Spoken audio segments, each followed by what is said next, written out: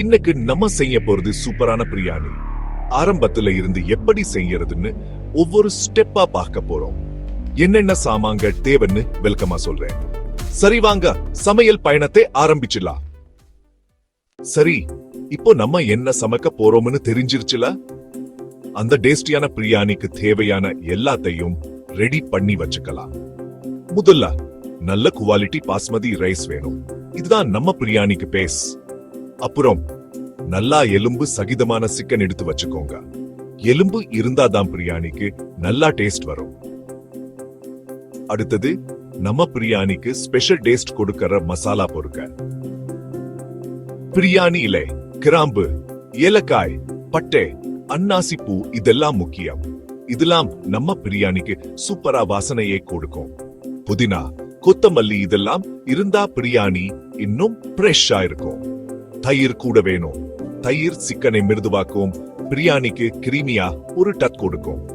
வெங்காயம், தக்காளி, பச்சை மிளகாய், இஞ்சி பூண்டு விழுது இதெல்லாம் நம்ம கிரேவிக்கு முக்கியமான சாமாங்க. கடைசியா பிரியாணிக்கு ராயல்ட்ட கொடுக்கிறதுக்கு குங்குமப்பூவை வெதுவெதுப்பான பாலில ஊற வச்சு எடுத்து வச்சுக்கோங்க. இப்போ எல்லா சாமானும் ரெடி ஆயிடுச்சு. அடுத்த ஸ்டெப்புக்கு போகலாம். வீடியோவை ஸ்கிப் பண்ணாம பாருங்க. சரி, எல்லா சாமானும் ரெடி பண்ணிட்டோம். இப்போ வாசனை பொருட்களை ரெடி பண்ணலாம். முதல்ல வெங்காயத்தை பொடியா நறுக்கிக்கலாம். நம்ம பிரியாணிக்கு டேஸ்ட் கொடுக்கறதுல வெங்காயம் தான் முக்கியம். அது வதங்கும் போது ஒரு நல்ல மனம் வரும். அடுத்தது தக்காளிய சின்ன சின்ன துண்டுகளா நறுக்கிக்கோங்க. தக்காளி நம்ம பிரியாணிக்கு ஒரு புளிப்பு சுவையை கொடுக்கும். பச்சை மிளகாயை நீள்வாக்கா கீறி வைங்க.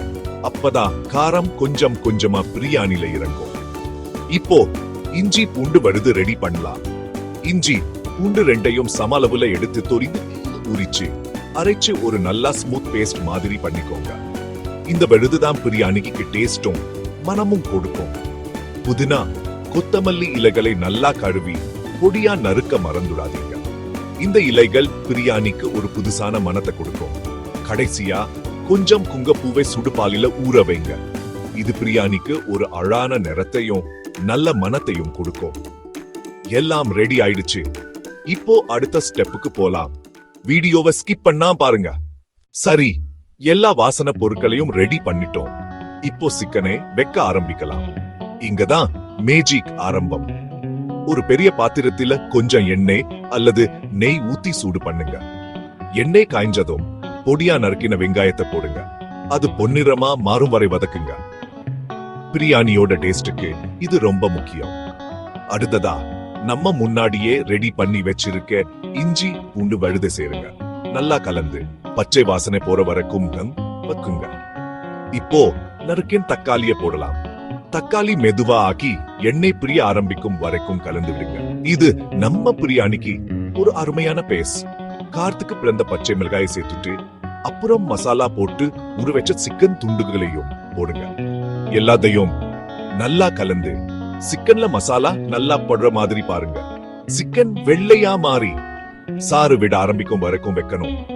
இப்போ மஞ்சள் தூள், மிளகாய் தூள், மல்லித்தூள், கரம் மசாலா இதெல்லாம் சேர்த்து நல்லா கலந்து கொஞ்ச நேரம் சிக்கனை அந்த மசாலாவுல கொதிக்க விடுங்க. கடைசியா கொஞ்சம் புதினா, கொத்தமல்லி இலைய தூவுங்க. நல்லா வாசனை வரும். பாத்திரத்தை மூடி சிக்கன் மெதுவா நல்லா வெந்து மிருதுவாகும் வரைக்கும் சின்ன தீயில வைக்கணும். உங்க கிச்சன்ல வர ஆரம்பிச்சிருக்க அந்த அருமையான வாசனை இந்த பிரியாணி எவ்வளவு ருசியா இருக்க போகுதுன்னு சொல்லுது. அடுத்த ஸ்டெப்ல என்ன பண்ணணும்னு சொல்ல பாருங்க. சரி, நம்ம சிக்கன் இப்போ செமையா வெந்து நல்லா வாசனையோட இருக்கு. இப்போ அடுத்த முக்கியமான ஸ்டெப்புக்கு போகலாம். பிரியாணிக்கு சாதம் வடிச்சு லேயர் பண்ணி வைக்குது. இதுலதான் எல்லா டேஸ்டும் சேர்ந்து செமையான ஒரு டேஸ்ட் சிம்போனியே கிடைக்கும். முதல்ல சாதம் வடிக்கலாம். ஒரு பெரிய பாத்திரத்துல தண்ணியை கொதிக்க வச்சு நல்லா உப்பு போட்டுக்கோங்க. இப்படி பண்ணா சாதத்துல உப்பு நல்லா இறங்கும். தண்ணி கொதிச்சதும் ஊற வச்ச பாஸ்மதி அரிசியை போட்டுருங்க. அரிசி 70% வெந்தா போதும். கொஞ்சம் கடிப்பதம் இருக்கணும். அப்புறம் சாதத்தை வடிச்சு தனியா வச்சுக்கோங்க. சரி, இப்போ பிரியாணிய லேயர் பண்ண ஆரம்பிக்கலாம். ஒரு தடி அடி பாத்திரத்தை எடுத்து முதல்ல வெந்த சிக்கனையும் அதுல இருக்க மசாலாவையும் ஒரு லேயரா பரப்பி விடுங்க. அதுக்கு மேல கொஞ்சம் வெந்த சாதத்தை ஒரு லேயரா போடுங்க. அதுக்கு மேல பொரிச்ச வெங்காயம், புதினா, கொத்தமல்லி இலைகளை தூவுங்க. கொஞ்சம் கேசரிய பாலில ஊற வச்சு அதையும் கொஞ்சம் சேர்த்தா நல்லா ரிக்னஸாவும் வாசனையாவும் இருக்கும். இப்படி சிக்கனும் சாதமும் தீரும் வரைக்கும் லேயர் பண்ணுங்க. கடைசி லேயர் சாதமா இருக்கணும். அதுக்கு மேலேயும் பொரிச்ச வெங்காயம், புதினா, கொத்தமல்லி தூவுங்க. கொஞ்சம் நெய் ஊத்தினா டேஸ்ட் இன்னும் அதிகமாகும். பாத்திரத்தை ஒரு மூடியால இருக்கமா மூடிடுங்க. இல்லன்னா மாவால சீல் பண்ணிடுங்க. அப்போதான் உள்ளார இருக்க நீராவி வெளியே போகாது. இப்போ அடுப்ப குறைச்சு வச்சு 25 நிமிஷம் தம்ல வைக்கணும். இப்படி பண்ணா எல்லா டேஸ்டும் நல்லா கலந்து சாதம் பக்குவமா வெந்துடும். வெந்ததும் ஒரு போர்க்கால சாதத்தை கெடுங்க. ஆனா அரிசி உடையாம பாத்துக்கோங்க. இப்போ உங்க கிச்சன்ல வர்ற அந்த வாசனையே எவ்வளவு டேஸ்டா இருக்கும்னு சொல்லும். இந்தாங்க செமையா லேயர் பண்ணின நல்லா வாசனை வர டேஸ்டான பிரியாணி ரெடி. இது ரைதா சூடவும் உங்களுக்கு பிடிச்ச சைட் டிஷ் கூடவும் சாப்பிடுங்க. அடுத்த சீன்ல இத எப்படி பரிமாறுதுன்னு சொல்ல. அது வரைக்கும் பாருங்க. சரி, நம்ம பிரியாணி இப்போ ரெடி ஆயிடுச்சு. எல்லாத்தையும் சேர்த்து சூப்பரா ஒரு டேஸ்ட் சிம்போனி ரெடி பண்ணியாச்சு. இப்போ ரொம்ப முக்கியமான கடைசி ஸ்டெப் பிரியாணிய சர்வ் பண்றது.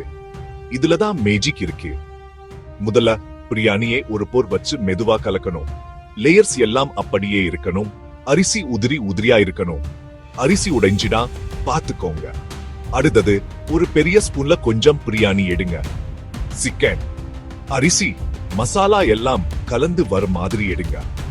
ஒரு பிளேட்ல வச்சு நல்லா பொரிச்ச வெங்காயம், கொத்தமல்லி, புதினா தூவி அலங்கரிங்க. கொஞ்சம் வேக வச்ச முட்டையை மேல வச்சா இன்னும் அழகா இருக்கும். டேஸ்டும் சூப்பரா இருக்கும். ரைத்தா சூட சர்வ் பண்ணுங்க. தயிர், வெள்ளரிக்காய், கொஞ்சம் சீரகம் போட்டு ரைத்தா பண்ணுங்க. பிரியாணியோட டேஸ்டுக்கு ரைத்தா சூப்பரா இருக்கும். உங்களுக்கு பிடிச்ச வேற சைட் டிஷ், சாலட், ஊறுகாய் எல்லாம் வச்சு சாப்பிடலாம். அவ்வளவுதான். நல்லா லேசே அரோமாட்டிக் பிரியாணி ரெடி. கிச்சன் ஃபுல்லா வாசனை அடிக்குதே. சாப்பிட்டா சொர்க்கத்துக்கு போயிடுவீங்க. ஒவ்வொரு வாய் சாப்பிடும் போதும் மஜா பண்ணுங்க. ஃபேமிலி சூட ஷேர் பண்ணி சாப்பிடுங்க. எல்லாருக்கும் சேர்ந்து சாப்பிட்டாதான் இன்னும் டேஸ்டா இருக்கும். இந்த பிரியாணி ஜர்னிக்கு வந்ததுக்கு ரொம்ப தேங்க்ஸ். நீங்க பிரியாணி செஞ்சு சாப்பிட்டு என்ஜாய் பண்ணுவீங்கன்னு நினைக்கிறேன். அடுத்த வீடியோல சந்திக்கலாம். ஹே பிக்கிங்.